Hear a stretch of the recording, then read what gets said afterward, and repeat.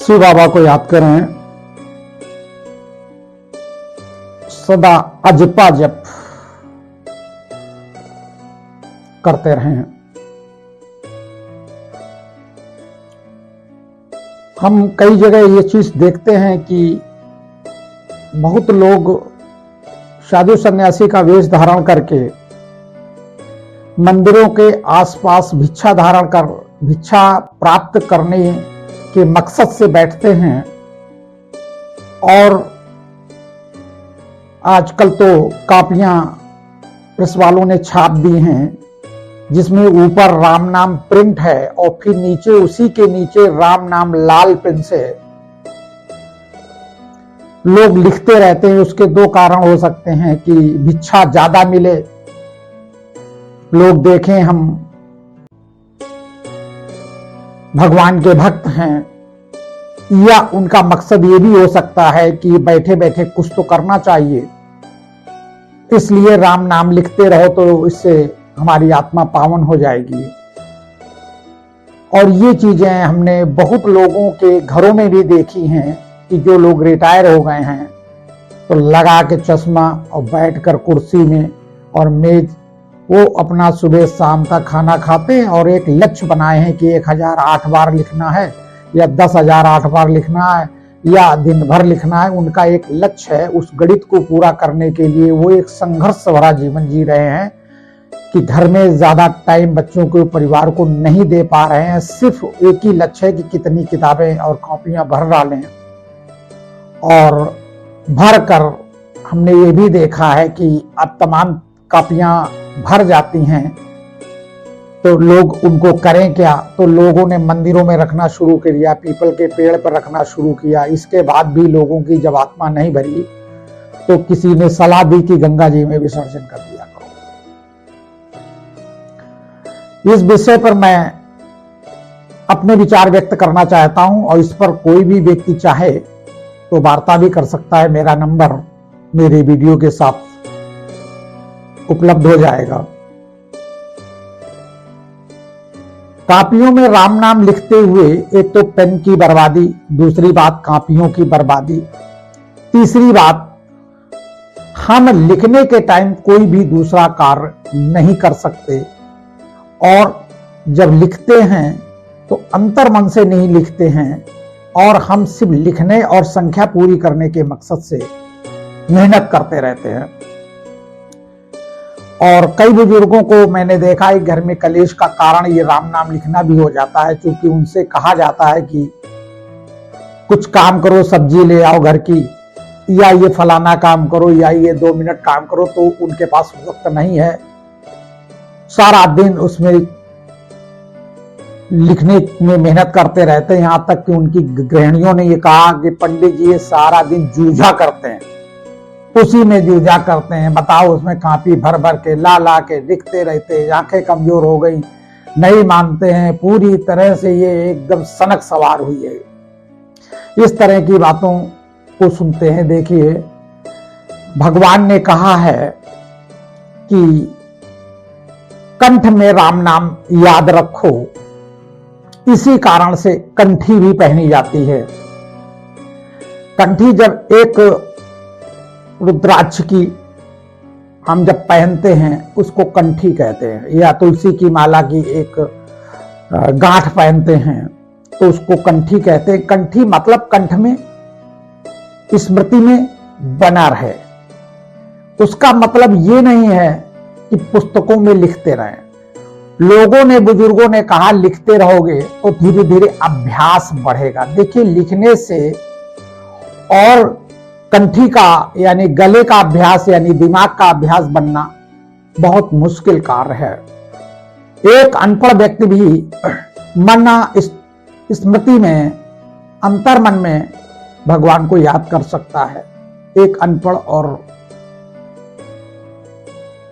सभी काम करते हुए व्यक्ति ये काम कर सकता है। इसीलिए भगवान ने कहा है कर्म योगी बनो। तो कर्म योगी का मतलब अपने सभी सांसारिक कार्यों को करते रहिए और मेरी स्मृति बनाए रखिए। लोग कहते हैं कि 2 काम एक साथ कैसे हो सकते हैं, तो इस पर विचार करें आप।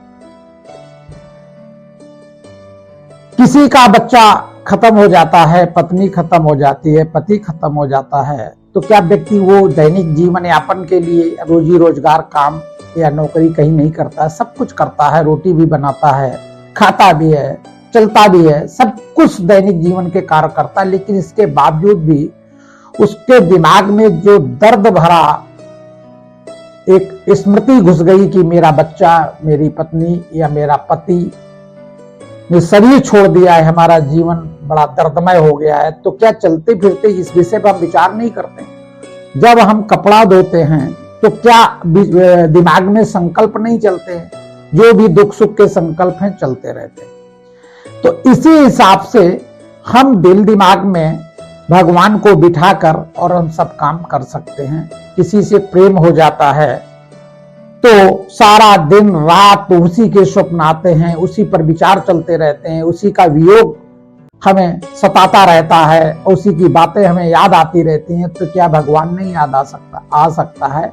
कॉपियों में लिखने की कोई जरूरत नहीं। एक तो आपने कॉपी खराब की, फिर इसके बाद गंगा जी में फेंकी, गंगा जी को गंदा किया, इसके बाद सारा दिन लिखे, नजरों को खराब किया। सीधे सीधे बैठे बैठे आप क्यों नहीं याद कर सकते? सीधा सीधा काम क्यों करते हैं? भटकने का काम क्यों करते हैं? ये पूरी तरह से गलत है, नहीं करना चाहिए। स्मृति में जो चीज रहती है वो सारा दिन और रात रहती है। लिखने से हमारी बुद्धि, विवेक, सामाजिक गतिविधियों में बनी रहती है। कोई आवाज कर रहा है, कोई बोल रहा है, कोई झगड़ रहा है, हम यहाँ राम नाम लिखने में जूझ रहे हैं और बार बार की बात भी सुन रहे हैं कि किसने किसको क्या कहा।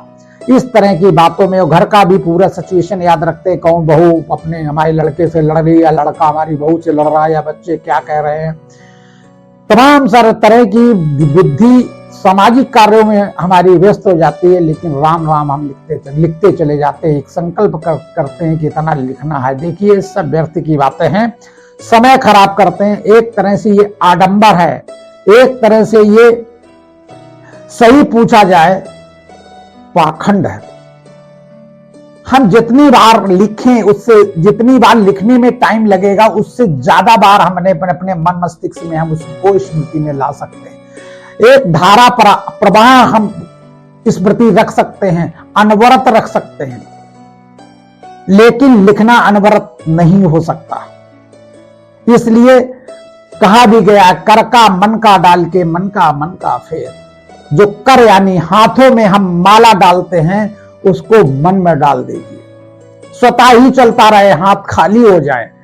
तो इस चीज को ध्यान रखने की बात है। बहुत जगह मैं इस चीज को देख रहा हूं, ज्यादातर लोग इसको इसलिए पकड़ लेते हैं कि इतने हम लोग पापी हो गए हैं कि अपने मन मस्तिष्क में, अंतर मन में राम को लगातार स्मृति श्वास श्वास में नहीं कर सकते। इस कारण से हम किताबों का सहारा, कापियों का सहारा पकड़ा है। ये भी एक अंधेरा है। अगर आप मन मस्तिष्क को खाली नहीं करते हैं, आप पापी हैं, माया घेरे है, आप किसी तरह मन में याद नहीं करते हैं, कहते भगवान को भूल जाते हैं। अच्छा, लिखना क्यों नहीं बोलते हो? क्योंकि दिमाग और हाथ काम कर रहे हैं और दिमाग कहीं और चल रहा है। मन काम कर रहा है, दिमाग कहीं और चल रहा है। तो ये तो लिखना तो संकल्प पूरा हो जाता है कि 1008 बार लिखने, इतने पन्ने लिखने, उतने पन्ने तो लिख लिए। लेकिन अगर 10 बार 50 बार या अनवरत वार्ता भाषा शैली में भी भगवान को याद करते चलो तो क्या नहीं हो सकता? कितना सरल बाबा ने कहा, भगवान कभी अपने बच्चों को दुख या परेशान नहीं करता है कि मुझे याद करने के लिए आप लिखना शुरू करें। आप पढ़े नहीं तो लिखेंगे कैसे? देखिए, भगवान ने अनपढ़ व्यक्तियों को भी स्मृति करने का कितना सीधा सा तरीका बताया है। अनपढ़ हो या पढ़े हो, सबसे सीधा और सरल रास्ता, चाहे जितने क्वालिफाइड हो, लेकिन मन में स्मृति करना कितना सरल है और लिखना कितना कठिन। भगवान ने अपने बच्चों को कभी भी बोझिल नहीं बनाया और वो भी नहीं कहा कि मुझे याद इसलिए करो कि हम खुश हों। भगवान ने ये नहीं कहा। भगवान कहता मैं खुश और दुखी कभी नहीं होता। भगवान कहता याद करोगे तो तुम्हारे पाप क्षीण होंगे, क्योंकि पापों को खत्म करने का कोई दूसरा तरीका नहीं, लिखने से कोई मतलब नहीं। कंठ में याद करिए, क्योंकि कर्मों से तुमने पाप कर्म किए हैं, मना स्थिति से पाप कर्म किए हैं, आत्मा को प्रयोग करके पाप कर्म किए हैं, तो आत्मा और मन को प्रयोग करके मुझे याद करते रहोगे। और जब मुझे याद करोगे तो याद की अग्नि से पाप भस्म होंगे। हम लोग पाप बहुत करते हैं। देखिए, आज होली है, होली में लोग प्रकृति को कितना नुकसान दे करेंगे। इस विषय पर सब विचार करें और अच्छी तरह से बिल्कुल सीधा रास्ता चलना सीखें, पाखंड में ना पड़े। बाबा शिव को याद करें और सदा आनंदित रहें। बाबा शिव।